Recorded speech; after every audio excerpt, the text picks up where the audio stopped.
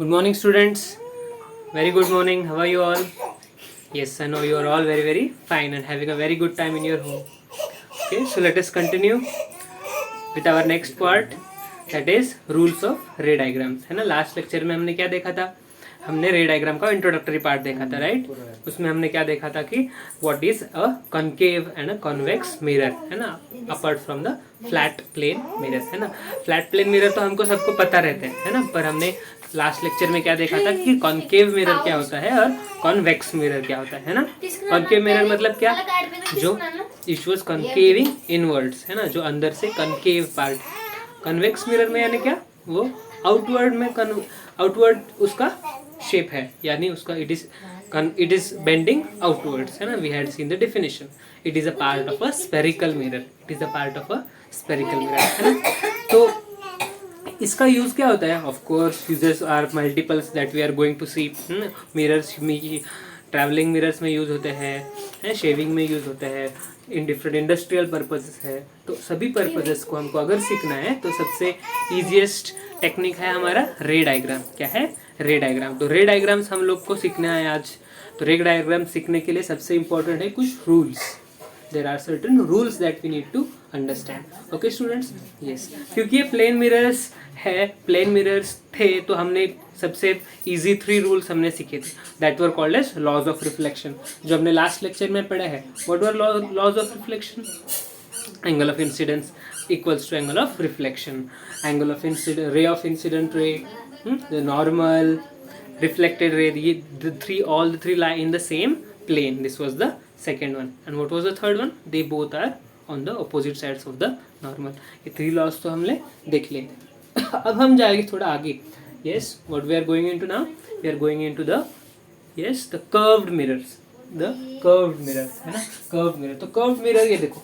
Let us now consider that this is a plane mirror. ये अगर हमने एक plane mirror consider कर लिया, and you can see here these are some sticks. These are some sticks. So what does these sticks indicate?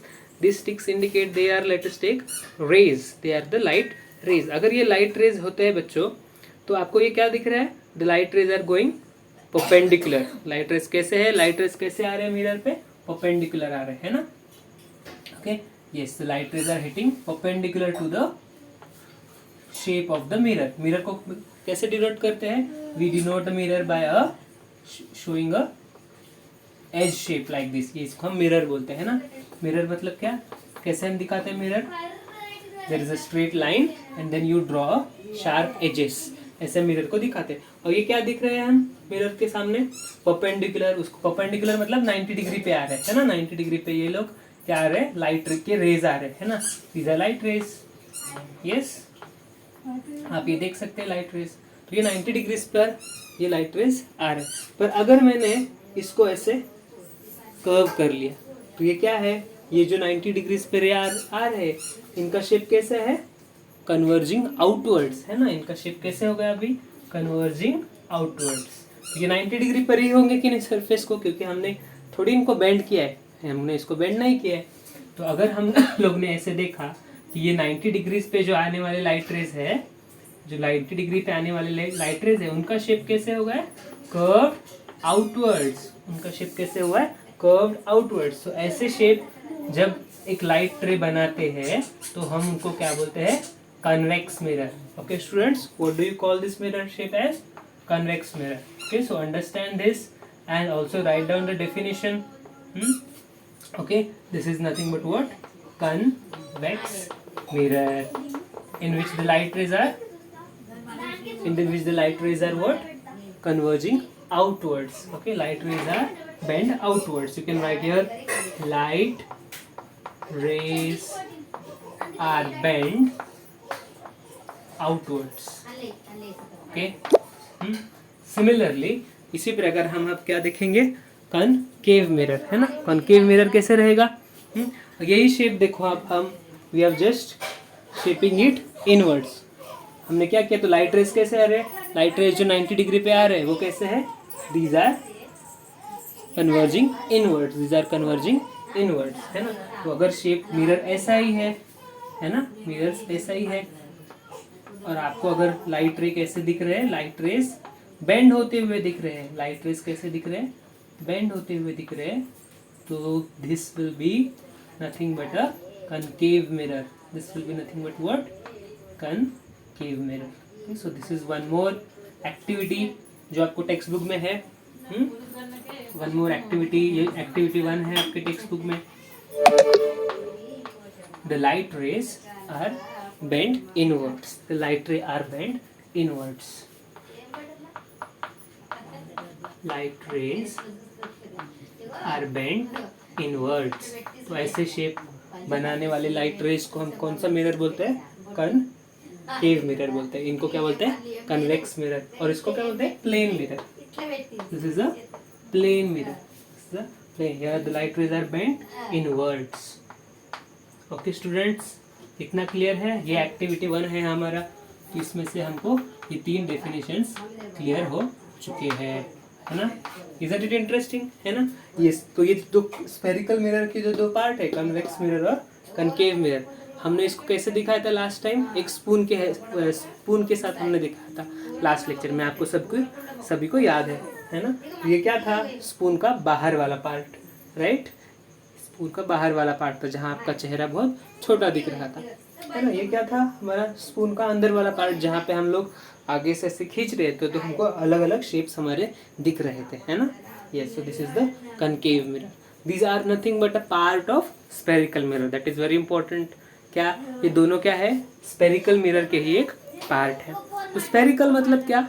Which is going to be having a circle shape of a sphere. Sphere माने क्या? Like a ball shape, है ना? तो उसका कुछ part हमने cut करके concave mirror बनाया और कन्वेक्स मिरर भी बनाया है. क्लियर है ना? यस. तो क्योंकि स्फीयर मतलब क्या है? स्फीयर को हमको अगर देखना है तो हम कैसे देख सकते हैं? हमने दूर से देखा तो आपको सिर्फ गोल दिखता है. That means it is nothing but a, yes, its projection is seen as what? उसको हम देखना है, ड्रॉ करना है, तो हमको सर्कल ड्रॉ करना पड़ेगा. क्या ड्रॉ करना पड़ेगा? सर्कल. ओके. सो इसके लिए हमें और एक एक्टिविटी है. इसके लिए हमें क्या करना है? और एक एक्टिविटी. तो क्या है वो एक्टिविटी? तो देखेंगे. यस. तो आपको सभी को लाइट के साथ खेलने की बहुत अच्छी आदत है, मुझे पता है. तो आप पहले क्या करते होते, है ना? पहले क्या करते थे आप? Yes, you will take a concave mirror. आपको क्या लेना है? एक्टिविटी 2 में क्या करना है? कनकेव मिरर लेना है. एक्टिविटी 2, कनकेव मिरर लेना है. कनकेव मिरर मतलब ये क्या करेगा? लाइट को कैसे बेंड करेगा? इनवर्ड्स. लाइट को कैसे बेंड करेगा? इनवर्ड्स. और आपको क्या करना है? You have to place it sun, सूरज के सामने उसको रखना है. एक कनकेव मिरर है, चम्मच आपके पास रहता है ना? Just like that you have a very big concave mirror. It's available in market. तो आपको ये कनकेव मिरर लेके सूरज के सामने रखना है.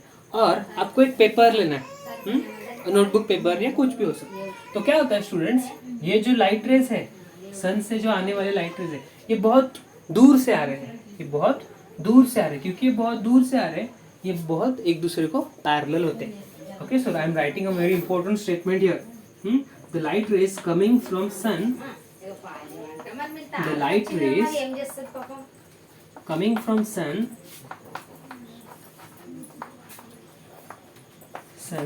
Are very far away. ये बहुत दूर है ना? Are very far away. Are very far away. Hence they are parallel. Hence they are parallel. जो बहुत दूर होते हैं वो क्या होते हैं? पैरेलल होते हैं. ये आपको स्टेटमेंट समझ में लेना है. ये सब कंसेप्ट आप अभी एक्सेप्ट करो. हम इसका एक्सप्लेनेशन थोड़ी देर बाद देने वाले हैं. फिलहाल आपको ये एक्टिविटी की तरफ ध्यान देना है. ये क्या लिखा है हमने? जो लाइट रे बहुत दूर से आते हैं वो क्या होते हैं? एक दूसरे के पैरेलल होते हैं, है ना? यस. क्या आपको ये स्टेटमेंट समझ में आया? क्या कहा है ये स्टेटमेंट में? देखो, ये सूरज बहुत दूर है हमसे, हमारे अर्थ से. तो हम लोग ने क्या लिखा? वहां से जो लाइट रेज आ रहे हैं वो कैसे हमने लिए? एक दूसरे को क्या लिए? पैरेलल. है कि नहीं? यस. तो आपको अगर लाइट रेज पैरेलल आते हुए मिले, है ना, तो क्या करता है कनकेव मिरर? कनकेव मिरर क्या करता है? अभी थोड़ी देर पहले हमने देखा. कनकेव मिरर क्या करता है? लाइट को क्या करता है? बेंड इनवर्ड्स, है ना। तो लाइट को ये क्या करेगा, ये जो लाइट रे यहाँ से आ गई है तो हम ये पार्ट लेटेस्ट है कि यहाँ से ये आ चुके हैं तो हमने ये पार्ट रब कर दिया। ओके, ये पार्ट हमने रब कर दिया और क्योंकि ये लाइट रे यहाँ पे आ चुकी है अब यहाँ से ये क्या होगी, बेंड होगी इनवर्ड्स, है ना। यहाँ पे बेंड होगी, ये फिर से यहाँ पे बेंड आ जाएगी, यस। और ये कहीं पे कॉमन पॉइंट पे क्या होगी, it will form a image. आपको क्या करना है, ये सन का इमेज यहाँ पे बहुत छोटा सा ब्राइट स्मॉल स्पॉट आएगा, very small image of sun will be form. Okay, so you have to take a paper. आपको क्या करना है, एक पेपर लेना है, नोटबुक का पेपर, और वहाँ पे ढूंढना है कि सन का इमेज कहाँ पे आ रहा है। So if you will see, आपको कहीं पे दिखेगा कि very small bright spot image of sun। आई बात समझ में। तो यहाँ पे क्या आएगा, आपको थोड़ी जगह पे आपको एक सन का इमेज आ जाएगा। तो वो इमेज कहीं पर भी आ सकता है। ओके, तो वो डिस्टेंस को आपको क्या करना है, उसको हमको बोलना है फोकल लेंथ। क्या बोलना है, फोकल लेंथ, यानी एफ से उसको हमको डिनोट करना है। एफ माने क्या, focal length. What is mean by F students, F माने focal length, F means focal length. इसको हम लिखते हैं F is nothing but what, focal length, FOCAL length. यहाँ से यहाँ के डिस्टेंस को हम क्या बोलते हैं, फोकल लेंथ। और ये जो पॉइंट होता है यहाँ पे हम उसको क्या बोलते हैं, एफ माने फोकस। अगर हमने ये डिस्टेंस को, ये पॉइंट को हम क्या बोलते हैं, पी बोलते हैं, P for pole, P for pole. और ये जो हॉरिजॉन्टल लाइन होती है एकदम सेंटर से निकाली हुई, उसको हम प्रिंसिपल एक्सिस बोलते हैं। क्या बोलते हैं, प्रिंसिपल एक्सिस। और ये जो लाइन है, this is the principal axis, this is the point is called as pole, this is called as F. So PF is nothing but focal length and nothing, F is nothing but the focus, F is nothing but focus. तो आपको ये समझ में आ गया है। तो यहाँ पे जो आपको सबसे स्मॉल ब्राइट मिलेगा इमेज सन का, very small and very very bright, so that point will be called as the focus, that point will be called as the focus, जहाँ पे पूरा सन का इमेज फोकस होके आने वाला है। जहाँ पे पूरा सन का इमेज फोकस होके आने वाला है। तो ये आपको स्टूडेंट्स समझना है कि लाइट रेज यहाँ पे फोकस होके आने वाले हैं, लाइट रे यहाँ पे बेंड होके आने वाले हैं। तो ये पॉइंट आपको मिलेगा, उसको हम क्या बोलेंगे, फोकस। यस, तो ये इम्पोर्टेंट चीज़ हमने स्टडी की ये एक्टिविटी में से। और ये एक्टिविटी यहाँ पे इम्पोर्टेंट और एक चीज़ है कि सन को हमको क्या करना है, इट बहुत दूर है तो हमको सन को क्या कंसिडर करते हैं, हम सन को पॉइंट सोर्स कंसिडर करते हैं। क्या करते हैं, सन को point source, because it is very very far away. तो ये सेंटेंस आपने लिख लिया, इसको प्रिंसिपल एक्सिस लिख लिया है। इसको हमने ये लिखा है P for pole, F for focus. ये लेंथ स्मॉल f मतलब फोकल लेंथ भी होता है। ये हमने इम्पोर्टेंट जो कुछ लिखा है बोर्ड पे वो आपको लिख लेना है। Yes, very good.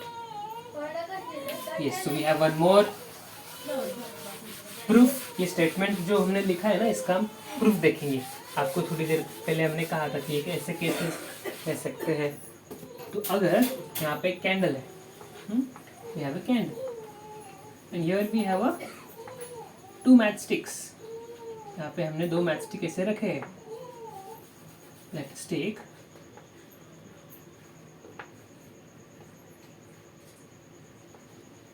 तो इसका हमको शैडो कैसे मिलता है, शैडो कैसे मिलता है, ऐसे शैडो मिलता है ना। ये अगर 2 मैचस्टिक मैंने रखा यहाँ पे तो इसका शैडो मुझे ऐसे मिलेगा कि नहीं। ये तो मुझे ये क्या है, ये पूरा बॉक्स है, तो ये क्या है, ये पूरा ये शैडो है ना। शैडो कैसे मिलता है, शैडो कैसे मिलता है, ऐसा मिलता है ना। 2 अगर मैचस्टिक आपने रखे, यहाँ पे एक कैंडल है ऐसे, और इसका शैडो आपको कैसे मिलता है, यहाँ पे ऐसे मिलता है। और यही कैंडल अगर बहुत दूर रखा जाए, यही कैंडल अगर बहुत दूर रखा जाए, यही दो मैचस्टिक्स के, तो आपको यही इमेज इसका कैसा दिखेगा? बहुत लंबी शैडो दिखेगी, है ना, और आपको ऑलमोस्ट वेरी वेरी क्लोज दिखेगी, है ना। यही शैडो कैसे दिखेगा? पैरेलल ही दिखेगा। So when the light source is very very far away, the light rays move parallel. When the source is very close, they are not parallel. तो ये sentence जो हमने लिखा है, when the light rays coming from the sun are very far away, hence they are parallel. मतलब अगर source बहुत दूर होता है तो हमको इमेजेस कैसे आती है? पैरेलल आती है। क्यों पैरेलल आती है images? Because when the source is very very far away, the light rays are always parallel. ये सेंटेंस हमने ऐसे क्यों लिखा था? सन के लाइट रेज हमने पैरेलल क्यों दिखाए थे? Because of this proof. तो this is very very important statement, जिसका हमने अभी एक्सप्लेनेशन देखा है ना। यस, तो जैसे हमने स्टार्टिंग में लेसन में सीखा था, एक्सप्लेन किया था कि हम क्या करने वाले हैं आज। We are going to see important rules that are necessary for drawing the ray diagrams, है ना। यस, तो देखो फिर से एक बार हम डायग्राम ड्रॉ करते हैं। Will start with the concave mirror. What is this line called as? This is nothing but principal axis. This is principal axis. What is this? This is P for pole. What is this? This is the polished part of the mirror. Polished part. ये polished part of the mirror है। ये कौन सा part है? Reflecting part. This is reflective part. Okay, और क्या है हमारा? Yes, there will be certain point where the light ray will bend, है ना। उसको क्या बोलते हैं हम? मिरर का फोकस बोलते हैं। क्या बोलते हैं? मिरर का फोकस। और स्टूडेंट्स, आपको अगर ये लेंथ का डबल किया जाए तो आपको यहाँ पे पॉइंट सी मिलता है। What is C? C is the center of curvature. Center of curvature मतलब अगर ये मिरर आपने एक्सटेंड किया और आपने एक बड़ा सर्कल बनाया ऐसे, तो सर्कल का कुछ सेंटर रहेगा जिससे आप ये ड्रॉ करोगे, तो वो रहेगा इसका सेंटर। वो रहेगा, ये C रहेगा वो सर्कल का सेंटर। तो बिकॉज हमने पहले पढ़ा है क्या कि a concave mirror is a part of a spherical mirror. Concave mirror क्या है? एक स्पेरिकल मिरर का पार्ट है। मतलब क्या? ये जो कर्वेचर है, this is a part of a circle. तो सर्कल को क्या रहता है? एक सेंटर तो रहता ही है। तो ये स्फीयर को भी कुछ सेंटर रहेगा और उसका सेंटर है ये सी। उसका सेंटर है ये सी। और मैथमेटिकली क्या ऑब्जर्व स्टूडेंट्स, दैट ये जो लेंथ है पी एफ, ये क्या होता है? इसका पी सी का हाफ होता है। यानी क्या कि the length PC, the length P to C, P मतलब पोल, C मतलब centre of curvature, pole to centre of curvature is nothing but what? Radius of curvature. क्या है ये? Radius of curvature of spherical mirror. Spherical mirror के बाद समझ लेना, radius of curvature होता है। और यही डबल होता है the focal length, and also it is the 2 times what?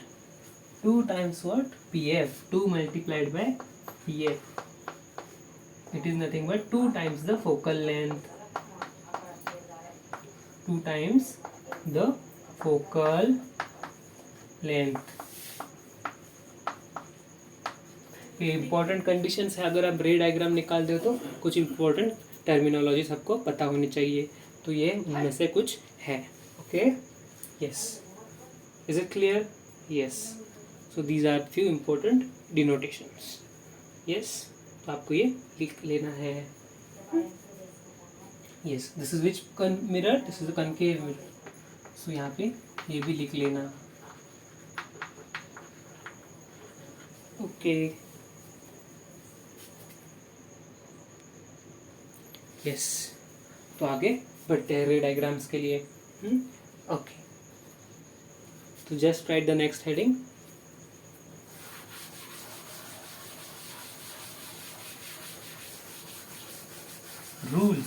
Rules में सबसे इम्पोर्टेंट फर्स्ट रूल होता है.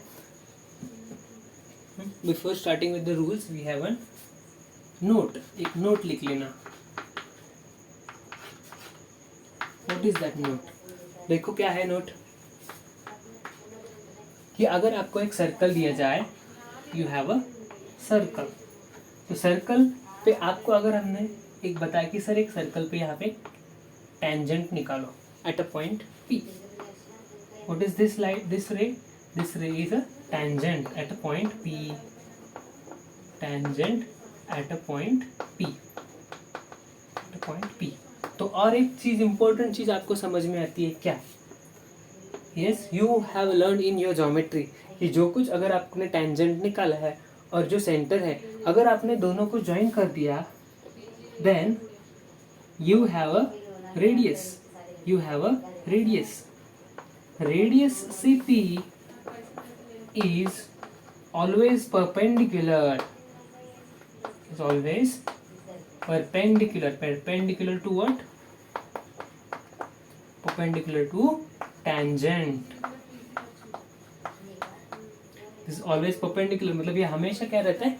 90 डिग्री ही होता है. ये हमारा इम्पोर्टेंट रूल है जो हमने सीखा है ज्योमेट्री में.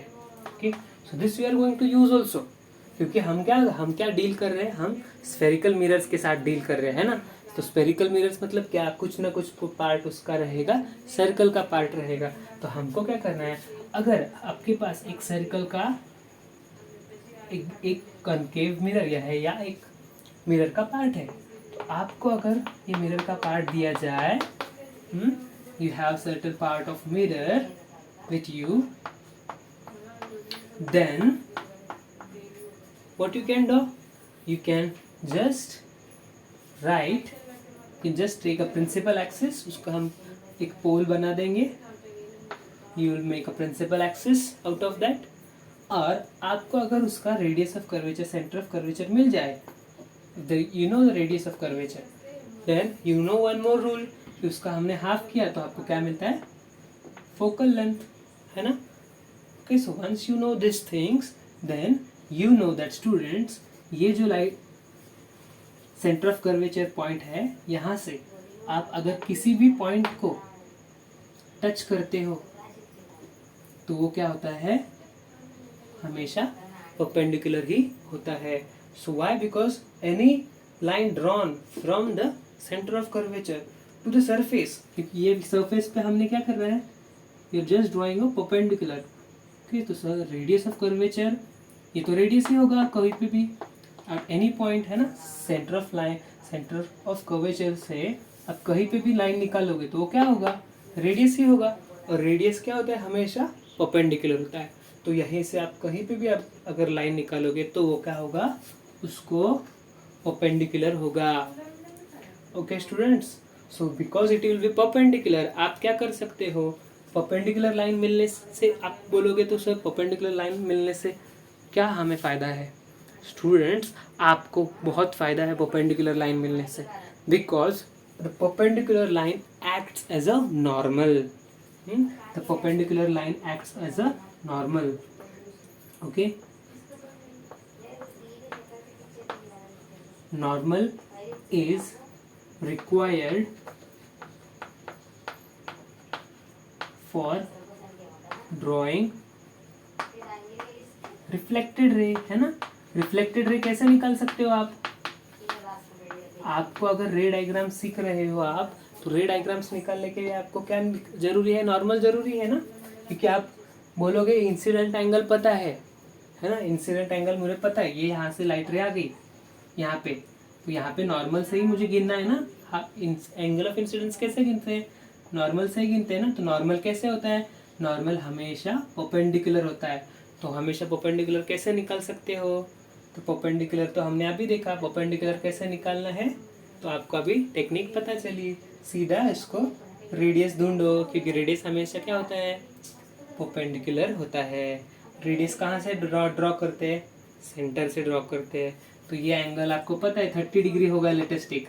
तो यहाँ से भी आपको क्या निकालना होगा, रिफ्लेक्टेड रे नॉर्मल से ही निकालते हैं ना, यहाँ से भी 30 डिग्री ही निकाल लेना, 30 फिर आपको रिफ्लेक्टेड रे मिल जाएगी, है ना। तो हमेशा याद रखो normal is required for drawing reflected ray.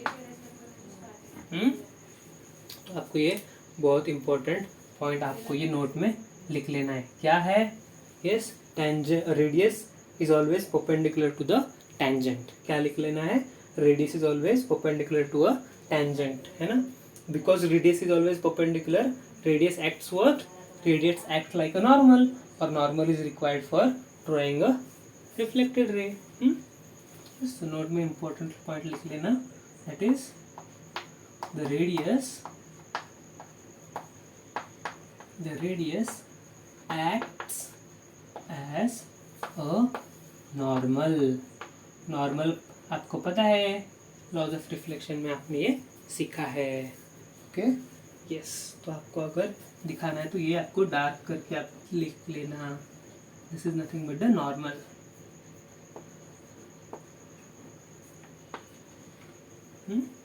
Yes, okay students, ये नोट आपको लिख लेना है।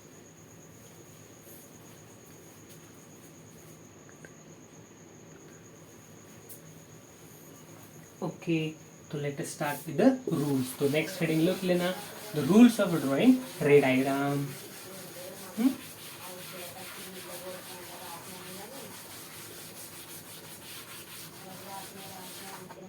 तो हमें अभी क्या सीखना है? रूल्स ऑफ ड्राइंग रे डायग्राम्स। रूल्स ऑफ ड्राइंग रे diagrams. तो what are the rules? कुछ रूल्स ज़्यादा कुछ डिफिकल्ट नहीं है, उसमें सबसे फेमस रूल तो यही है, a ray drawn, first rule है drawn parallel to principal axis,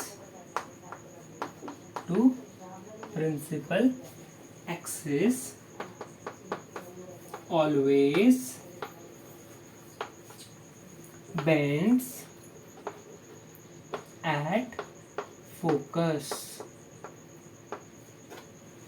always bends at focus।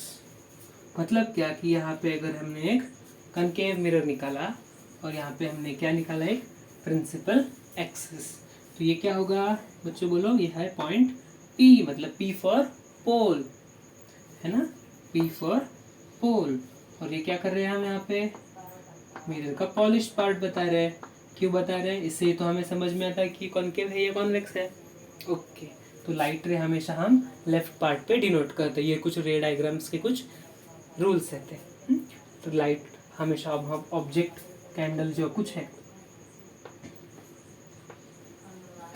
हम हमेशा राइट साइड निकालते हैं। तो अगर यहाँ से इसकी टिप से अगर एक लाइट रे आ गई है ऐसे, तो ये पैरेलल है, क्योंकि हमने कौन सी भी रे हम निकाल ले सकते हैं, पर हमने क्या लिया? रूल्स के अनुसार पैरेलल लिया। ये प्रिंसिपल एक्सिस है ना, इसको हमने क्या लिया? एक पैरेलल रे लिया। तो ये इंसिडेंट होने के बाद यहाँ पे क्या होना चाहिए? यहाँ पे नॉर्मल निकालते हैं ना, नॉर्मल कैसे निकालते हो? यहाँ पे ये सरफेस है, ये सरफेस, इस पे परपेंडिकुलर निकालना है। तो परपेंडिकुलर लाइन जाती कैसे है, कहाँ तक जाती है? वो सेंटर ऑफ कर्वेचर तक जाती है। उन्होंने क्या कहा है, ये लाइट रे जो आई है ना, ये कहाँ पे बेंड होने वाली है बताओ? फोकस पे। तो फोकस कहाँ पे होता है? रेडियस के सेंटर ऑफ कर्वेचर जो पीसी है उसके हाफ, है ना, हमें अभी देखा है। ये हाफ पे क्या होता है? फोकस होता है।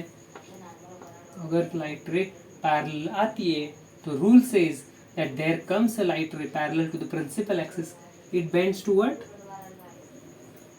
It bends towards focus. तो ये है हमारा rule 1।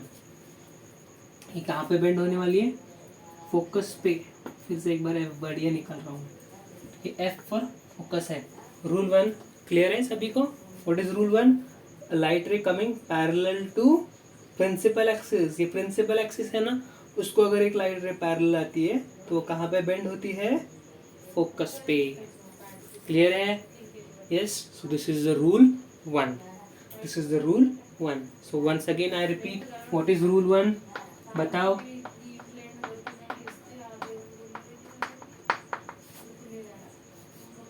What is rule 1? Rule 1 is the light ray, if it is coming parallel to principal axis, it bends towards focus. यही अगर हमने एक कन्वेक्स मिरर लिया होता तो यही उसके लिए भी रूल अप्लाइड है. Now I'll draw a convex mirror instead of drawing a concave mirror. ठीक है, यहाँ पे मैं ऊपर कन्वेक्स मिरर निकाल दे रहा हूँ. ये कौन सा मिरर है बताइए? This is the convex mirror. यहाँ पे क्या है? पोल है. इसका रेडियस ऑफ कर्वेचर भी होता होगा, है ना? यहाँ पे वो रेडियस ऑफ कर्वेचर यहाँ पे इसका होगा. रेडियस ऑफ कर्वेचर कैसे होता है? हमेशा 90 डिग्री पे होता है. तो ये लाइट रे लेटेस्ट एक यहाँ पे अपने कैंडल रखा है. तो ये लाइट रे ऐसे पैरेलल आ गई तो ये कहाँ पे बेंड होने वाली है? यहाँ पे फोकस रहेगा ना. This is a point P, this is a point C for centre of curvature, या इसका सेंटर. उसके हाफ में कौन होता है? फोकस होता है. तो क्योंकि यहाँ पे ये पॉलिश्ड है ये पार्ट, तो यहाँ पे भी तो नहीं है, ये नहीं जा सकता. तो ये लाइट रे कहाँ पे बेंड होगी? As if it is coming from focus. और ये कहाँ जाएगी? यहाँ पे जाएगी. फोकस पे तो जा नहीं सकती है क्योंकि ये यहाँ पे पॉलिश है. तो ये ऐसे आती है जैसे कि माने ये फोकस से निकल रही है. इसका मतलब क्या? It is coming from focus only ना. So this is also true. तो ये आपको याद रखना है. पर ये एक्चुअली फोकस पे मिलती है क्या? नहीं जाती. इसीलिए हम इसको वर्चुअल बोलते हैं. Okay, virtual. ओके, इन convex mirror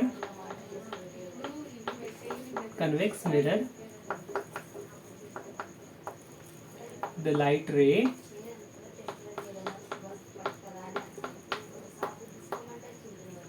वर्चुअली मतलब ऐसे लगता है पर वो होता नहीं है ना. ये ऐसे लगता है कि फोकस से आ रहा है पर वो नहीं आ सकता क्योंकि यहाँ पे पॉलिश सरफेस है.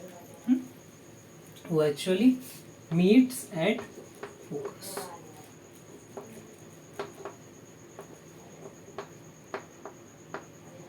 Okay students, okay, half an hour का लेक्चर ही रखते हैं आज हम. ज़्यादा आपको ये रिवाइज करने के लिए आज का लेक्चर है. सो ये लेक्चर फिर से एक बार देख लेना और इम्पोर्टेंट नोट्स रिवाइज कर लेना. बहुत इम्पोर्टेंट है रूल्स ऑफ रे डायग्राम्स.